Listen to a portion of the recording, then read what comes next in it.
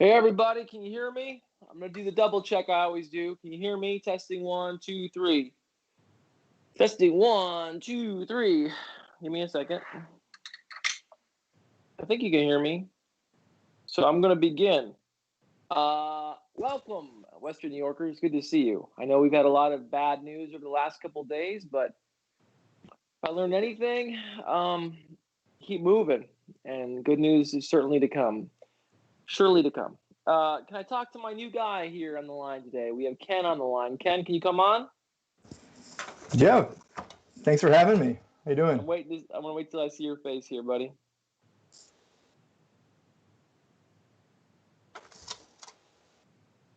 Give me a second. You okay? Okay. Ken, there you are. Hey. Hello. So, Ken, tell us your name and who you are. Go ahead. Uh, my name's Ken Morocco, and I'm the newly hired field organizer for the Nate McMurray campaign. Ken is from where originally? You grew up where? Batavia, New York. I went to Batavia High School, was born here, and now I'm back here helping to make it a little bit better. So, Ken, we talk about what Batavia is. You grew up there. I mean, I've been there many, many times, but you know it even better than me. It's your hometown. Talk about Batavia for a second. Batavia's home. Batavia's a nice main street with good people on it. I think that whenever I bring people around here, or whenever I'm come back to the area after being away, it's just nice to be back. Sure is. Um, it's the reason why I'm back. I want to be near my hometown again. Watch this. Can I show you something, Ken? I know no one cares but me, but watch this dog. Hey, can we put Ken up a little bit so I can show the people the dog? Is that possible, Torin? If it's not, it's okay. I'm getting bumped by the dog. No. If it's not possible, it's okay, Torin. Maybe it isn't. It's okay. I'm gonna show you. If I pull my hand away from this dog, watch. If you guys can see at home, he will not let me. He'll keep putting my hand on his head. Oh, Torin, you did it. You did it. Sorry, Ken. I didn't mean to do that to you. So, Ken, listen. Where did we find you from? You were working, you applied, right? We put out a position for a field organizer, and you applied. Yeah. I had been doing a little organizing and volunteering work on my own, and I reached out to you guys and heard back. Yeah. So you are part of the. You were the first one to do a kind of an independent Black Lives Matter protest in Batavia, right? Yeah. I helped to organize an event in Batavia after the death of George Floyd. I was over at my mom's place, and we were just watching the news and seeing the protests all around the country. And, just the next day, I woke up and I wanted to do something because there wasn't really anything happening in Batavia at the time. And so I Right. just went on down to Walmart and bought a cardboard sign and wrote Black Lives Matter on it and went and stood on the corner on Main Street What in was the Batavia. reaction like? So Be I, honest. well, I'll be honest and say that when I went out there, I was expecting a lot worse than anything I got. The overwhelming majority of people who had anything to say, or had any hand signs to give from their car, it was almost all a thumbs up. And Yeah, I always tell people that don't first just because there's one jerk on your street with a Confederate flag doesn't mean everybody's like that. Most people don't like it. So stand up for what you believe in. There's more people. You'll become a magnet. People will be drawn to you. And in your case, you know, because you did that and because you started being open and outgoing in Batavia, I think it's part of the reason why led you to our campaign. Do you agree with that? yeah, absolutely. I mean, you just mentioned being like a magnet, and I kind of think that's a little bit about what happened. After the first day I did it, I came back the second day, and about four or five high schoolers were there, and they were like, "Oh, we saw you yesterday, and we wanted to come join too." And then sorry to cut you off. That's the thing. Batavia they had their first Pride parade last year. And shout out to all the friends from the Democratic Committee in Batavia who were part of that. Were you part of that or not? Were you gone? no, I wasn't in the area for that. Yeah, I was happy to see that. But there's more diversity, and not just diversity of background or race or ethnicity, but diversity of opinion in Batavia than people would want you to believe. Is that fair to say? Oh, absolutely. I think, I think that even in the last few years, Batavia's been growing a lot like, the rest of the United States, and getting a little bit more progressive, and especially in social areas. And I think that you can see that, when you drive down Main Street in Batavia, you'll see pride flags instead of lots anything else. Yeah. And I attended a Black Lives Matter. Well, it wasn't a Black Lives Matter. It was just a community event, but there was a lot of Black Lives Matter signs at the event at I guess it would be the YMCA. Is that the YMCA? Go ahead. Yeah. No, I actually saw you at that. It was the Juneteenth event. It was at the YWCA. Yes. Which was a blast. Yeah, I saw you. No, I didn't mean it. I think I know where you're going with this. I saw you on the basketball court, showing some moves. Yeah, well, I got a lot of negative feedback on that. I can't resist. I love basketball too much.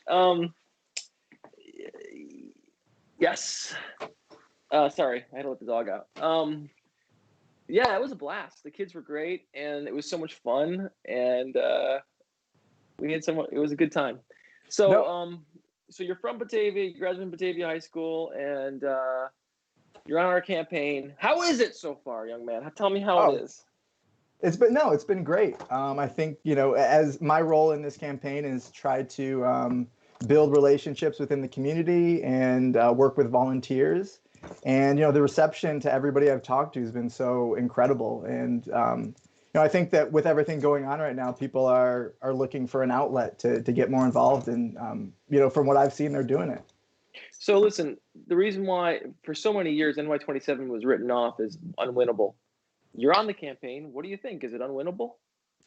I wouldn't be here if I thought that, but no, I think. But you see the support we have. Isn't it frustrating to you a little bit that people think this is still unwinnable when we have this type of support? Yeah, absolutely. I'm seeing, everybody I talk to has been very supportive of the campaign, and I think that that NY27's a changing. And here's the thing is, I think people see, even though I'm a Democrat, and a lot of people were told to hate Democrats. I'm from a working class background. I assume you are, because everybody else on my team is. Are you? I mean, maybe it doesn't matter if you aren't, but but go ahead. Yeah, no, working class background. My dad works for a local farming company. My mom worked for the local paper. Yeah. Which paper? She was working for the Penny Saver. Yeah. Oh, which is people don't know in rural communities, the Penny Saver is where it's at. Like the Penny Saver is as important as anything. Agreed or disagreed?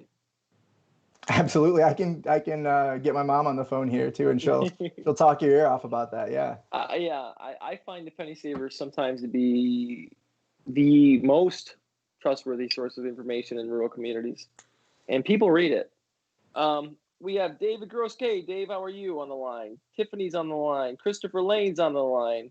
Always our good friend Kelly's on the line. Hey, Kelly. Christopher Lawrence Doe's on the line. Sir, great to see you. I'm always proud to have you on. Mary Lou's on the line. Lots of people on the line. I always have to mention, because we're fundraising. Can I talk about campaign finance for a second? I'm not going to stop you. By the way, I'm glad to have you on the team, and I'm sorry you get to miss the full campaign experience because we're mostly isolated. It's so much fun to be part of a campaign team. It really is.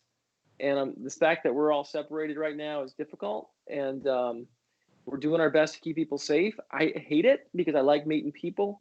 We had some great events. I think you were at a couple of our events, but we keep socially distanced. It's not the same. And when I see somebody who's been working on my campaign for years, I want to give them a hug. Say, hey, how are you?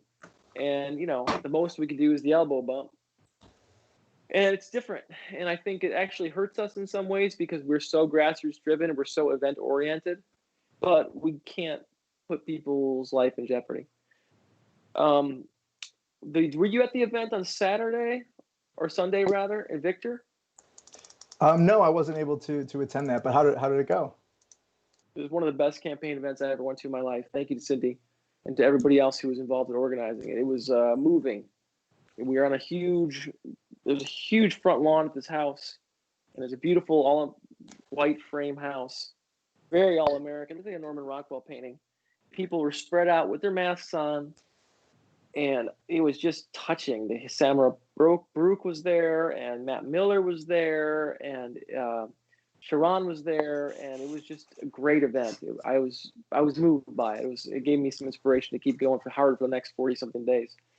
But anyway, campaign finance, let's talk about it. Reason why we have to ask for money. If you guys think I like sitting here saying, please give me money, I hate it. Nobody in their right mind would like it. I wish I could be talking about policy only and never talking about money. Well, we created a system in the United States where corporations, because of Citizens United, are allowed to spend limitlessly on politics. They can spend as much as they want. They can only give a certain amount to a candidate, but independently, they can spend as much as they want. So they create these PACs, and no one knows where the money comes from in the PACs. They're called dark money PACs. That's the guy who chases me around with a camera. He's paid for by a dark money PAC. And it's very difficult to fight against. And we do it, and money doesn't win elections. You can ask, people like Beto O'Rourke had much more money than Ted Cruz, but he won. Ted Cruz won. Hillary was outspent Donald Trump by a significant amount. So both good and bad, money doesn't win elections, but it helps. It's like I always say, it's like apples and applesauce are not the same thing, but you need apples to make applesauce, and we need money to run the campaign. We're going to spend hundreds of thousands of dollars next month on commercials. We're going to have $0 in the bank very soon. And that's scary because I have to pay guys like Ken here and other people on the campaign staff. And I got to keep things going. And without your contributions, we can't. We come to a complete halt. So even $5, it makes a difference. And I know many of you have already given, but I have to keep reminding people because it's such an unfair game. And I pledge to everybody listening, when I go to Congress, I will fight for an amendment to the Constitution to stop dark money in politics. We need to do it. Founding Fathers worried about it. I worry about it. Everybody should be worried about it because the system is broken in so many ways, from the gerrymandering of NY27 to campaign finance, and we're fighting an uphill battle all the time. We know one arm tied behind our back. The good news is this arm's pretty good, and it's because of the grassroots effort. The field game, as they say it, which is Ken's part of. Ken, talk about field and what it means. Yeah, field's all about connecting with supporters and voters. It's about, in a more typical year, it would be about knocking on doors, shaking hands. But this year it's a little bit different. It's about virtual meetings like this and phone calls, and just trying to listen to what people are interested in and get them active and involved. That's right. Well, it's about making phone calls, and everybody on the line, if you can't donate, email hunter@votemcmurray.com. hunter@votemcmurray.com. Everybody listening can make a few phone calls a week. And if you've been following me, if I get to Washington, I'm not going to be a backbencher or hiding out, being quiet. I'm going to fight for Batavia. I'm going to fight for Western New York. Anybody got any questions out there? I'm happy to hear your questions. If you got questions, I'm looking at the stream right now. You can ask me questions. Alice Elaine is there. Still don't know why your name says Alice Elaine, but I accept it, Alice. I accept it. And Darcel Cole's on. Oh, Darcel Cole looks like she wants to donate. I appreciate that. Jill's on. Jill, how are you? It's always good to see you. I always am grateful for all you've done for our campaign. Lisa Flood Molson is on. Thank you so much. A lot of people are on right now. So, Batavia. So I'll tell you what I like about Batavia. The main street is starting to come around a little bit. There's some great things like Eli Fish, right? You been there? Oh yeah, of course. That's an improvement, I'd say. It's a beautiful location. They have the Harvester. You know about the Harvester? Yeah, yep. I've been to some of the cafes in there, yeah. Moon Java was in there. It looks like it's closed and it's got replaced by some new something cafe. I can't remember the name of it. And there's an antique store in there. Do you know that the word incubator, business incubator, comes from that building? Did you know that? Is that true? No, I didn't know that. Mm-hmm. They started it off as a way for farmers to buy space to incubate chickens. So I've been told. And the term business incubator comes from that building in Batavia. Wow. Yeah. And they also have the fantastic Harvester Theater in there, a great community theater project. Have you been part of that? Have you been there before? No, I haven't gotten a chance to check out any of their productions yet. No. Darcel Cole just said, "Fight like hell, keep fighting." Listen. When I hear that, it gives me. I still hear it when I'm out there walking. People will yell, "Fight like hell, Nate!" Even when I'm jogging in the morning sometimes, or when I'm in the grocery store. So, Darcel, hearing you say it, I appreciate it. And I always say it was a hard motto to adopt for me because no one wants to be the guy who fights. But I've learned the hard way, you have to fight. If you don't, too often we Democrats don't fight for what we believe in, and then we get pushed into something that doesn't mean anything. So I believe that you have to fight for what you believe in. How about you, Ken? Absolutely. Good. I got you, Alice. I was always confused by that. All right. So what can people do to help you, Ken, before I let you go? Yeah, well, right now we've got some upcoming phone banking events. We're doing it virtually, and we're hosting some events Tuesday night, tomorrow night at 5:30. We're going to be phone banking for a little bit, and then the same thing on Thursday at 5:30. We're going to be making some calls, reaching out to some supporters, making sure everyone knows, making sure everyone has a plan to vote and knows how to vote. And then on Saturday, we're going to be hosting a weekend of action. Where we're going to be making some phone calls and doing some texting on Saturday at 1. So let me ask you some questions before people go. Ken, what do you want people to know about you? I'm pretty good at basketball. I'm okay. I like tats a lot. No, I want people to know what's your favorite basketball? What's your move? What's your go-to move? Are you a down low guy? Are you I'm a shooter. I'm a shooter. Okay. Shooters got to shoot, you know. So who's your all-time favorite player? Growing up, you know, the guy who got me into it was Allen Iverson. You know, he was a little guy who fought like hell, you know. I love him. I don't care what anybody says about AI. If you make fun of AI, you didn't watch him play. Nobody put more into it than AI.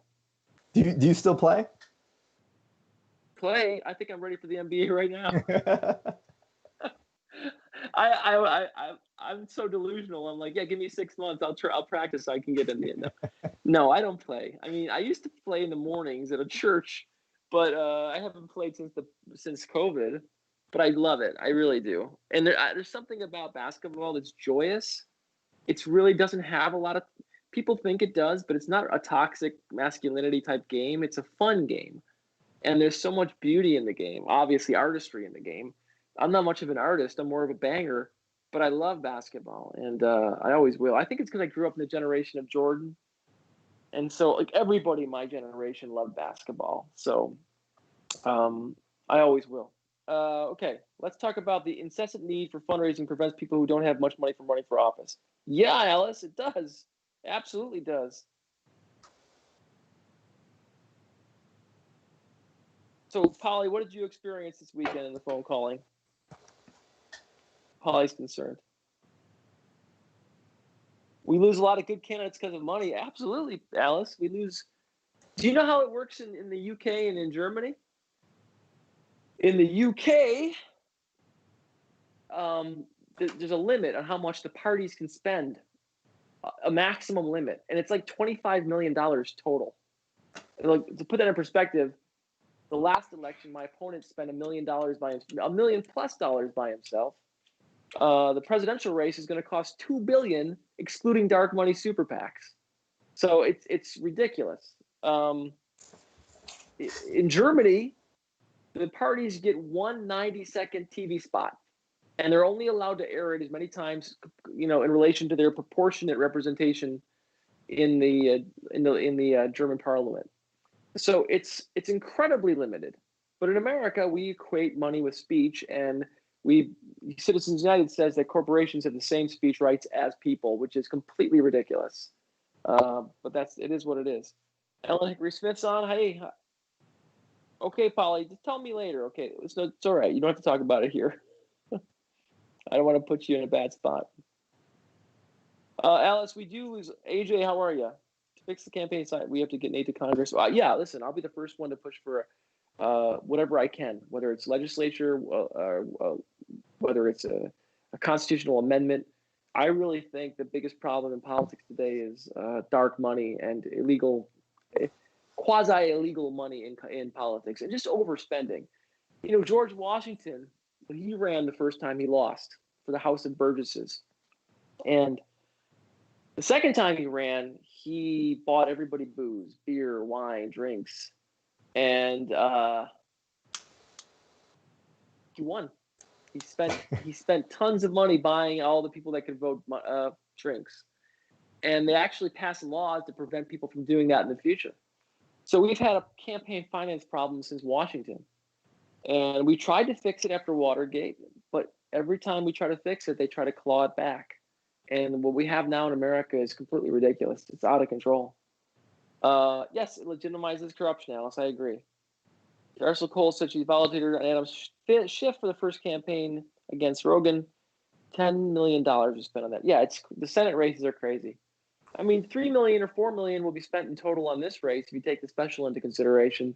It's nuts. And I'm not a millionaire. So we're very judicious with how we spend money. Guys like Ken work at a discount. Thank you, Ken. Appreciate that. I've been meaning to talk to you about that. Talk to me after we win. Yeah, I think it's crazy the way politics is done in America. What else? Any other questions from anybody out there? If not, I'm going to let Ken go. AJ, thanks for all your support always. I just want to say to everybody, I'm going to try to do these on Monday and Wednesday and Friday every week. If you want to talk about something, email me. Maybe I'll have you on info@votemcmurray.com. Glad to have you on here, Ken. Like you even more because you like AI. I gotta listen. I have where I work out in the mornings. I have all these pictures like on the wall, like a child, like a 12-year-old kid, and right in the middle, I got a picture of AI. Who else you got up there? Got a young Nelson Mandela boxing because he's a boxer, and I love the picture. I got LeBron. I love LeBron. I got what else do I got? I got Muhammad Ali. I got I can't even remember. I got I think I used to have what's his name? Who's the old coach of the Bills from when I was a kid? Marv Levy. I used to have Marv Levy, but it's gone. It was an autographed picture of Marv Levy. I don't know where it went. Maybe my son took it or something. It's got a mismatch, Ken. When you come over, I'll show you someday. You're gonna be like, holy cow. But yeah. All right. Oh, Susan Simon, this guy is great. I live in New York City. I wish he were running here. I've been supporting in Western New York, so needs him. Thank you, Susan. Where are you, Susan? Where are you in New York City? Holy cow! John LaFalce is watching. We all love John LaFalce. Hey, John LaFalce, good to see you. Good man, John LaFalce. Thank you for saying that, Susan. We have just everybody out there. We have a ton. Ken, you should be aware. We have a ton of support in New York City. Partially because of Persist Brooklyn, but just partially because I think a lot of people down there are rooting for us up here. I mean, John Leguizamo is he gives me shout outs. I'm like, how does he even know who I am? It's exciting to have the support from downstate. And I'm proud to be the only person in Western New York when the COVID first hit. So many of the local politicians refused to share ventilators with New York City. Do you remember this? Yeah. And I said, what are we doing? Share them. Are we crazy? They help us when we have a snowstorm. And the Buffalo News did a story about how crazy I was for saying that. I still can't believe it. I mean, it seems like common sense. We did not need the ventilators at the time. Share them. But every single politician did the pandering, locals only thing and said, we're not sharing ventilators with New York City. It really frustrated me. Bob Hoffman's watching. Lucy Ned Bowles watching. Ginny's watching. UWL. Thank you, Susan. I appreciate it. Listen, when we win, we're going to have a rally later on downstate to show support for everybody. Once COVID's over, I'm going to go down there and say thank you to everybody because there's so many supporters from downstate. And we really appreciate it up here. And thank you all. All right, spread the word, guys. I'm going to do these Monday, Wednesday, Friday. You know me. I will say what needs to be said, and I'll keep fighting. Ken, you seem like a similar type of guy. Be yourself. Be kind. But don't bend. We're on the right side of history, but we're only going to stay on the right side of history if we make tough decisions and take the difficult positions. And I've been willing to do that, and I'm going to be willing to do that when I go to Washington. So thank you, everybody. I'll see you soon. Take care.